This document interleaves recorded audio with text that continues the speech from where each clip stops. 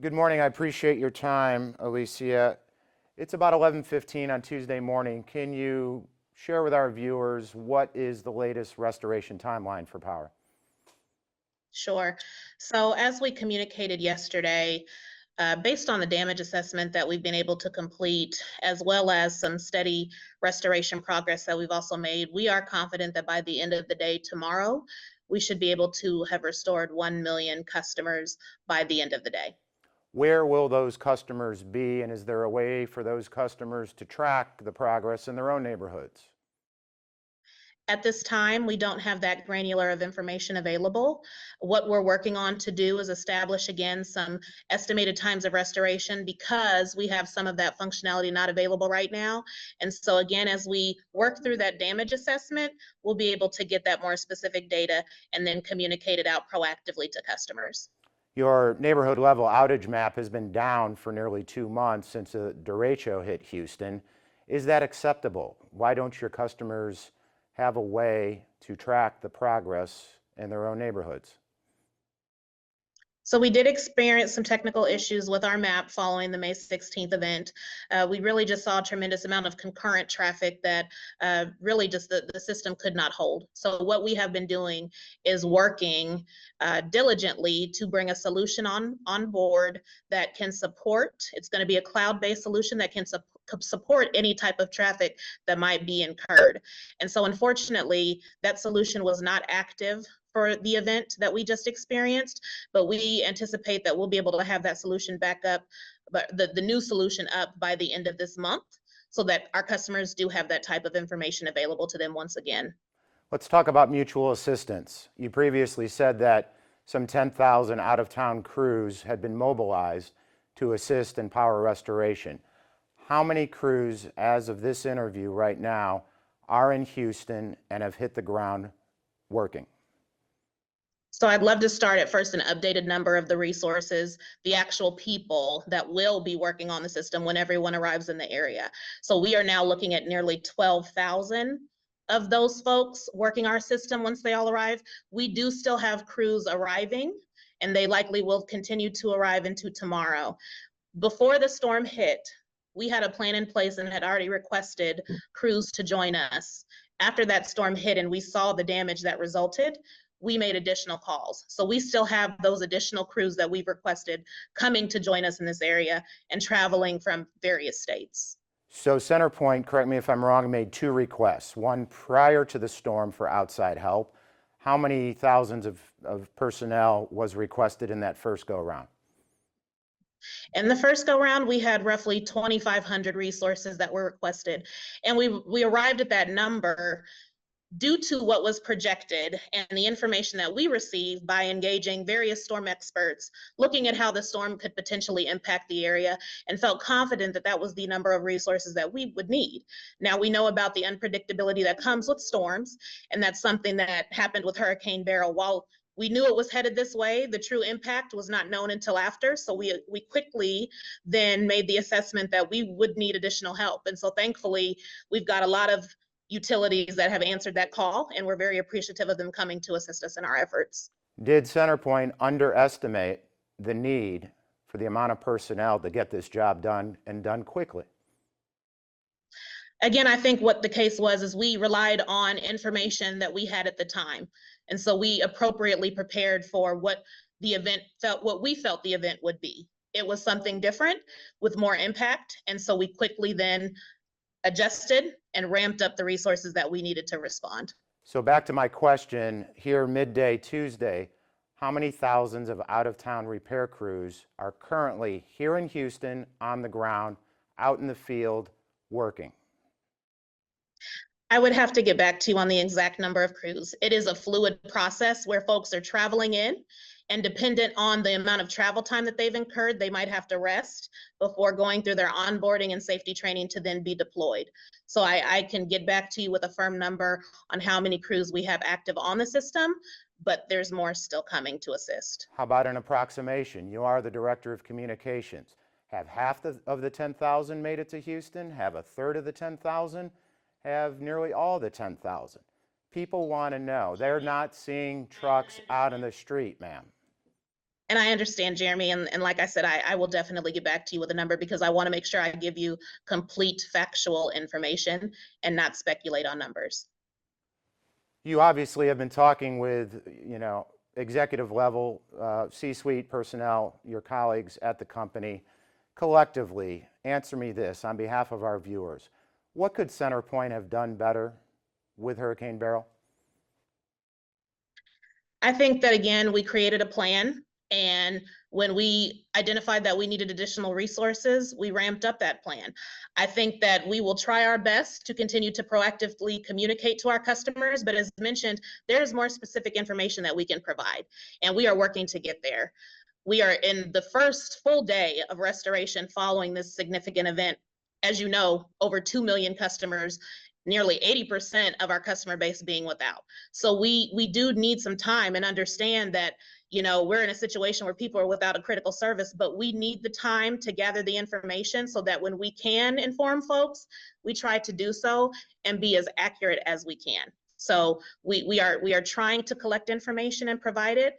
There's always opportunities for improvements, and we will work to resolve any issues that we encounter, but continue to serve our customers to the best of our ability. So what are those opportunities for improvement? We previously spoke that in past hurricanes, CenterPoint had pre-staged out-of-town help nearby so that as soon as danger passed and the storm moved through, they could immediately hit the ground. The facts are the facts. Outside, excuse me,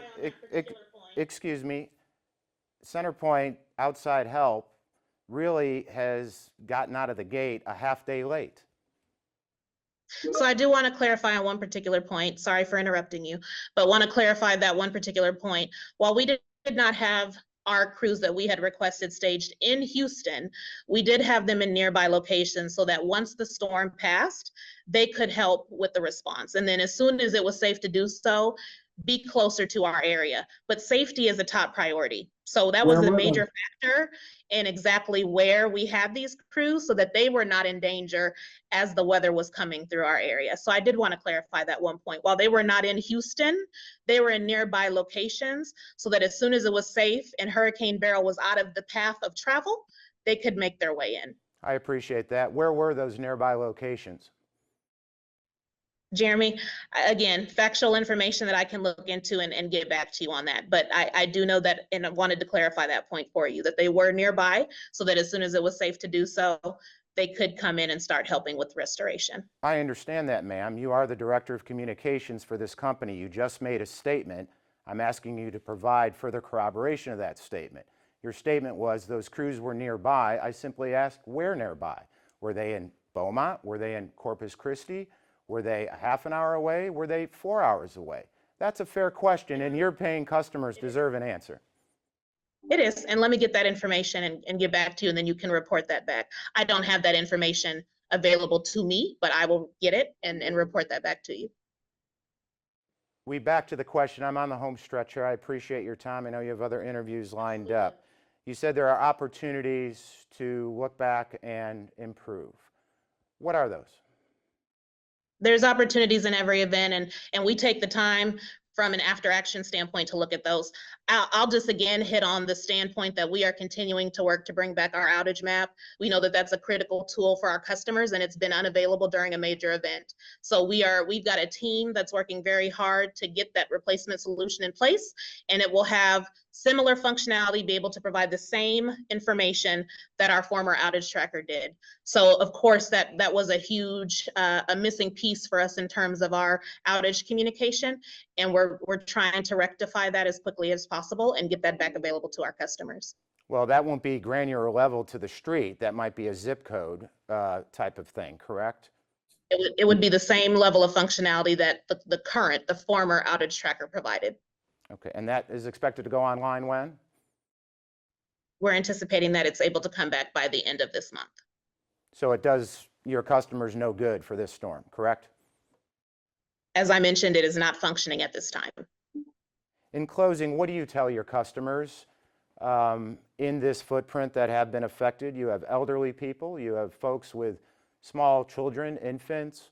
The heat index is well over 100 degrees. please, this is an opportunity to shoot straight with the public and your customers. Do you owe them an apology for how you handled this event?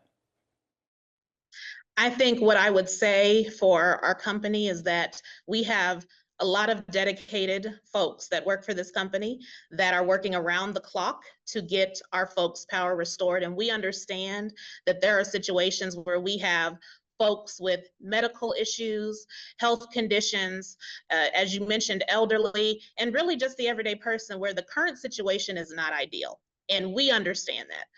I myself and many of the other people that are working, a lot of our folks in the field working 16-hour days don't have power either. And so we understand the work that's ahead, the critical work that we're trying to get done as safely and as quickly as possible.